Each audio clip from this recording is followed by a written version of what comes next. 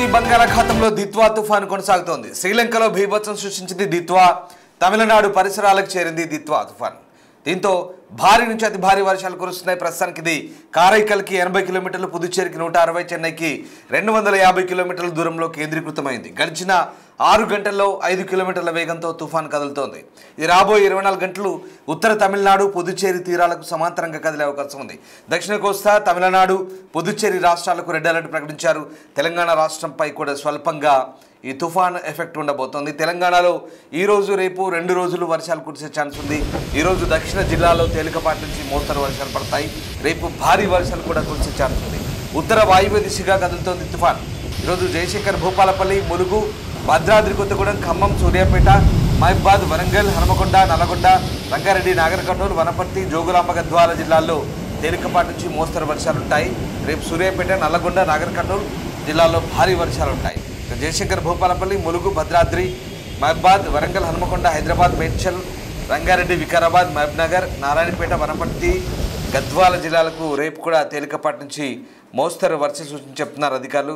మొత్తం మీద దిత్వా తుఫాన్ ఎఫెక్టు అటు తమిళనాడు, పుదుచ్చేరిపై భారీగా ఉండే అవకాశం కనిపిస్తోంది. ప్రస్తుతానికి ఈ తుఫాను ఏపీ వైపు అతి వేగంగా కదులుతోంది. ముఖ్యంగా చిత్తూరు, నెల్లూరు జిల్లాలకు రెడ్ అలర్ట్ ప్రకటించారు. నైరుతి బంగాళాఖాతంలో ఇది కొనసాగుతోంది. వాయువ్య దిశగా కదులుతున్నట్టుగా వాతావరణ శాఖ వెల్లడించింది. తమిళనాడు, పుదుచ్చేరి తీరానికి 60 కిలోమీటర్ల దూరంలో కేంద్రీకృతమైంది. ఇవాళ సాయంత్రం తీరం దాటే అవకాశం లేదంటూ శాస్త్రవేత్తలు చెప్తున్నారు. సముద్రంలోనే బలహీనపడినట్లు వాతావరణ శాఖ అంచనా వేస్తోంది. సోమవారానికి వాయుగుండంగా బలహీనపడే అవకాశం ఉంది.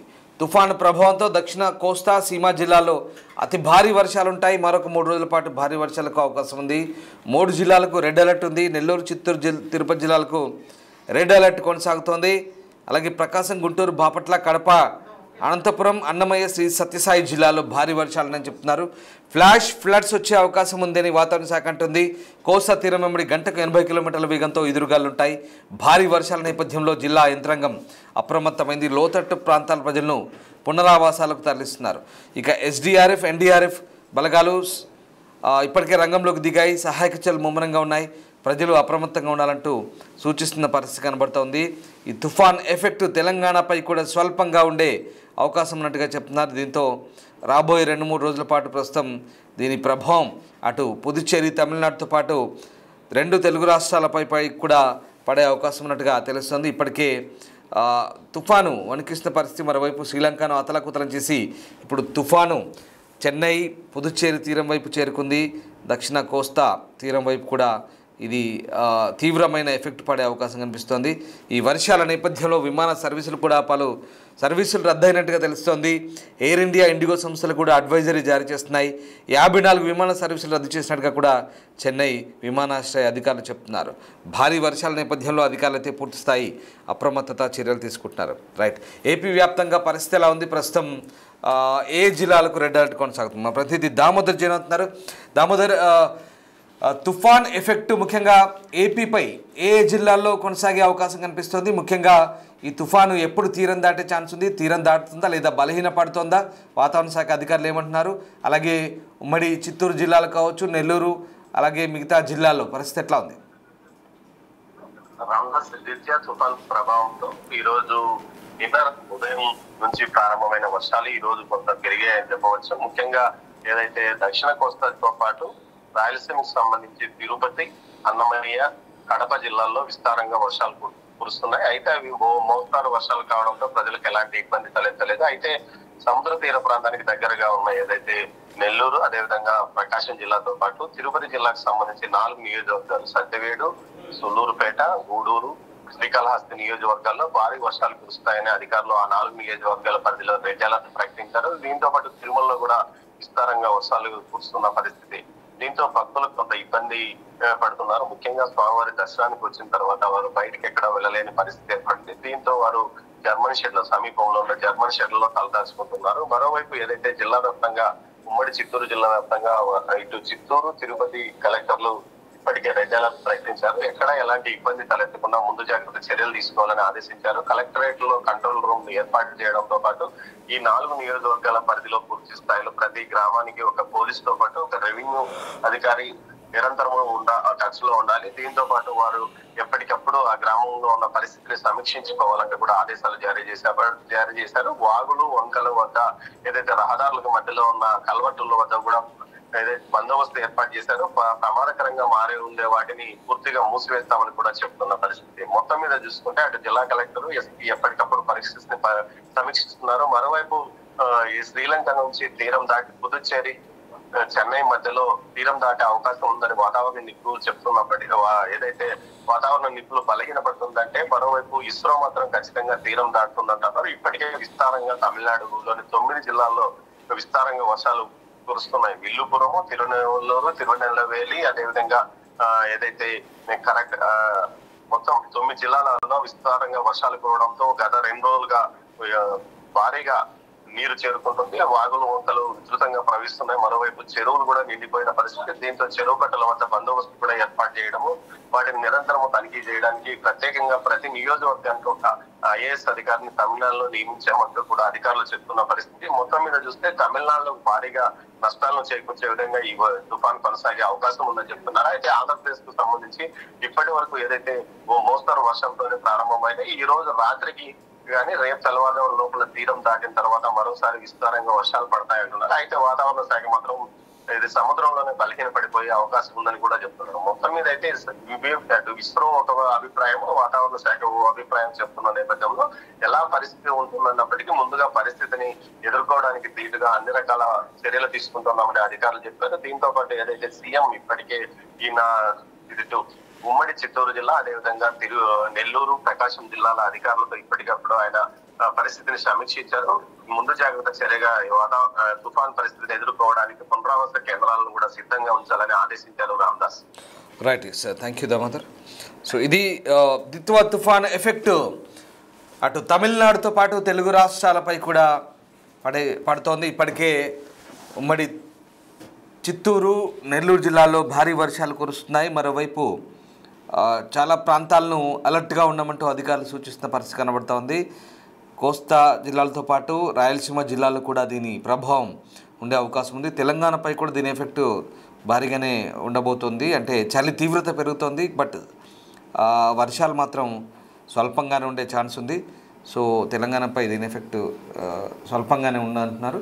రైట్, మొత్తం మీద తుఫాను ప్రభావంతో చెన్నై అయితే ఇప్పటికే వణికిపోతుంది. చెన్నైతో సహా చుట్టుపక్కల జిల్లాలు, తీర ప్రాంత జిల్లాలన్నీ కూడా ఇబ్బందికర పరిస్థితులు కొనసాగుతున్న సిచ్యువేషన్ కనబడుతుంది. ఇప్పటికే కొన్ని ఫ్లైట్లను రద్దు చేశారు, కొన్ని ఫ్లైట్లు షెడ్యూల్లో మార్పు చోటు చేసుకుంది. అలాగే తమిళనాడు వ్యాప్తంగా కొన్ని జిల్లాల్లో పాఠశాలకు, స్కూళ్లకు, కళాశాలకు సెలవులు ప్రకటించిన పరిస్థితి కనబడుతుంది. ఇక తెలంగాణలో పరిస్థితి భిన్నంగా ఉంది. సంగారెడ్డిలో కోయిర్లో అత్యధికంగా 7.8 డిగ్రీల సెల్సియస్ నమోదైందంటే ఉష్ణోగ్రతలు చాలా తగ్గుతున్నాయి. తుఫాను ప్రభావంతో కంప్లీట్గా సింగిల్ డిజిట్కు పడిపోయిన పరిస్థితి కనబడుతుంది టెంపరేచర్లన్నీ కూడా. అలాగే ఆసిఫాబాద్ జిల్లాలో కూడా అదే పరిస్థితి.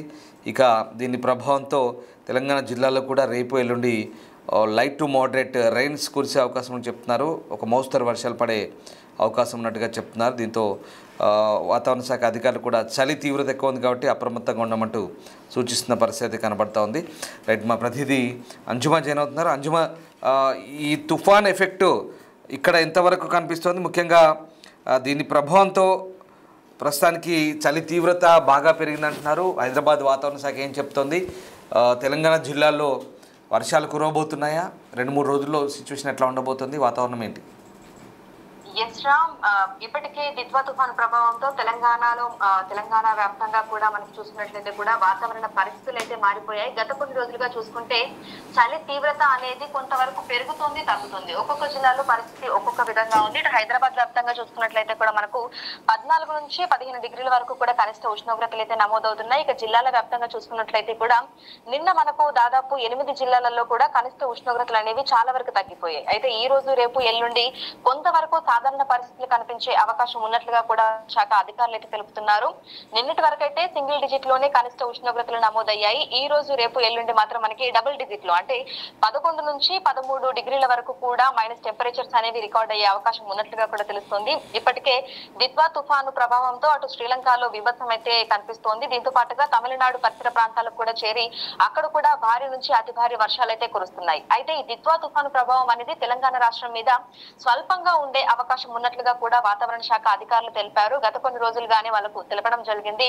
30వ తారీఖున తెలంగాణ రాష్ట్రంలోని దక్షిణ జిల్లాలలో తేలికపాటి నుంచి మోస్తరు వర్షాలు, అక్కడక్కడ భారీ వర్షాలు కురిసే అవకాశం ఉన్నట్లుగా కూడా పేర్కొన్నారు.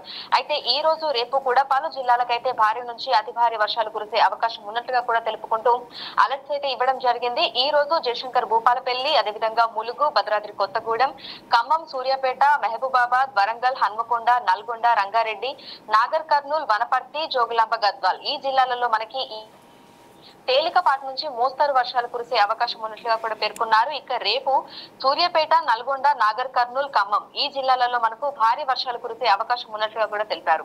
అదేవిధంగా రేపు పలు జిల్లాలలో మనకి తేలికపాటి నుంచి మోస్తరు వర్షాలు, ఎక్కడైతే మనకి ఇందాక చెప్పుకున్నట్లుగా ఈ రోజు అయితే మనకి జయశంకర్ భూపాలపల్లి, ములుగు, భద్రాద్రి కొత్తగూడెం, మేడ్చల్ మల్కాజ్గిరి, హైదరాబాద్, రంగారెడ్డి, వికారాబాద్, మహబూబ్ నగర్, నారాయణపేట, వనపర్తి, జోగులాంబ, గద్వాల్, భద్రాద్రి కొత్తగూడెం ఈ జిల్లాలలోనే మనకి రేపు కూడా తేలికపాటి నుంచి మోస్తరు వర్షాలు కురిసే అవకాశం ఉన్నట్లుగా కూడా పేర్కొనడం జరిగింది. ప్రస్తుతం ఈ తుఫాన్ అనేది కూడా ఉత్తర వాయువ్య దిశగా కదులుతూ ఉంది. సో ఈ ఎఫెక్ట్ అనేది కూడా మనకి ఇటు తెలంగాణ రాష్ట్రం మీద స్వల్పంగా ఉండే ఉన్నట్లుగా కూడా అధికారులు అయితే పేర్కొన్నారు. ఎక్కడెక్కడైతే మనకు భారీ వర్ష సూచన ఇచ్చారో ఆయా ప్రాంతాలలోని ప్రజలైతే అప్రమత్తంగా ఉండాలని తెలపడం జరిగింది. ప్రస్తుతం తెలంగాణ రాష్ట్ర వ్యాప్తంగా చూసుకుంటే డబుల్ డిజిట్ లో కనిష్ట ఉష్ణోగ్రతలు నమోదవుతాయని పేర్కొన్నప్పటికీ కూడా ఉదయం సమయంలో విపరీతమైనటువంటి పొగ మంచు కమ్ముకుని ఉంటుంది. కావున ఉదయం సమయంలో ట్రావెల్ చేసే వాళ్ళు అప్రమత్తంగా ఉండాలని, ముఖ్యంగా మార్నింగ్ టైంలో మనకి ఆ పొగ మంచులో ప్రయాణాలు చేసే వాళ్ళు, రాకపోకలు సాగించే వాళ్ళు అప్రమత్తంగా ఉంటూ తగు జాగ్రత్తలు తీసుకొని బయటికి వెళ్లాలని, అత్యవసరం అయితే తప్ప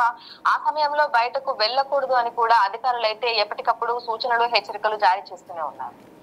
right, thank you Anjama. So ఇది తుఫాన్ ఎఫెక్ట్తో ఇటు రెండు తెలుగు రాష్ట్రాల్లో కూడా అటు ఏపీలో అయితే వర్షాలు కురుస్తున్నాయి, కోస్తా రాయలసీమ జిల్లాల్లో. మరోవైపు తెలంగాణలో చలి తీవ్రత పెరిగింది. తెలంగాణ వ్యాప్తంగా కూడా సింగిల్ డిజిట్కు పడిపోయిన ఉష్ణోగ్రతలన్నీ కూడా రేపు ఎల్లుండి తెలంగాణ జిల్లాలో అక్కడక్కడ వర్షాలకు ఛాన్స్ ఉందని చెప్తున్నారు. కొన్ని జిల్లాలకు సంబంధించి అలర్ట్ కూడా జారీ చేశారు. మరోవైపు పుదుచ్చేరి, తమిళనాడు రాష్ట్రాలకు సంబంధించి అలర్ట్ కొనసాగుతోంది. ఆ ప్రాంతాల్లో రెడ్ అలర్ట్ ఉంది. పాఠశాలకు, కళాశాలకు సెలవులు ప్రకటించిన పరిస్థితి కనబడుతోంది. అలాగే పోర్టుల్లో హెచ్చరికలు జారీ చేశారు. అధికారులంతా కూడా అప్రమత్తమయ్యారు. తెలుగు రాష్ట్రాల్లో కూడా ఎన్డీఆర్ఎఫ్, ఎస్డీఆర్ఎఫ్ సిబ్బంది ప్రస్తుతం సహాయక చర్యలకు సిద్ధంగా ఉన్నట్టుగా కనబడుతోంది. సో మొత్తం మీద తుఫాన్ ఎఫెక్ట్తో మత్స్యకారులు సముద్రం తీరం వైపు వెళ్ళొద్దు, అలాగే రైతులు కూడా జాగ్రత్తగా ఉండమంటూ అధికారులు సూచిస్తున్న పరిస్థితి కనబడుతోంది. ఇక మరొక 2-3 రోజుల పాటు ఈ తుఫాన్ ఎఫెక్ట్ కనబడే అవకాశం కనిపిస్తుంది. క్లియర్గా డిసెంబర్ 2, 3వ తారీఖు దాకా కూడా దీని ఎఫెక్ట్ ఉండే ఛాన్స్ ఉంది.